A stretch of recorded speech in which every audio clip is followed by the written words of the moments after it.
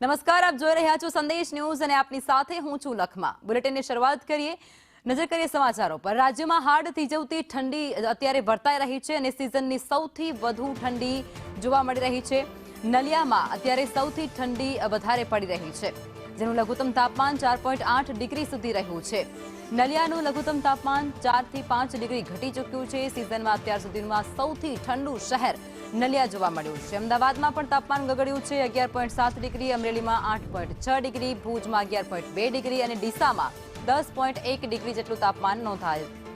આ સાથે જ રાજકોટમાં 9.4 ડિગ્રી, પોરબંદરમાં 12.8 ડિગ્રી અને ગાંધીનગરમાં 10.8 ડિગ્રી તાપમાન નોંધાયું છે।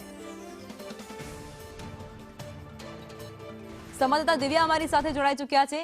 દિવ્યા, રાજ્યના અનેક જિલ્લાઓની અંદર અત્યારે તાપમાન ગગડી રહ્યું છે, ખાસ કરી નલિયા સૌથી ઠંડુ શહેર રહ્યું છે, વિગતો શું?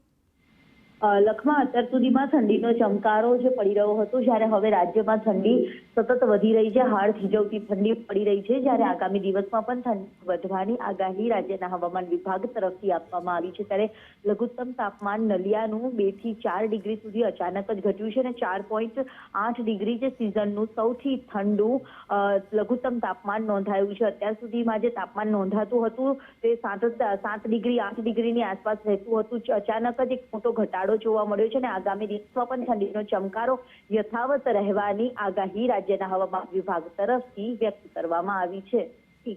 જી, આભાર દિવ્યા।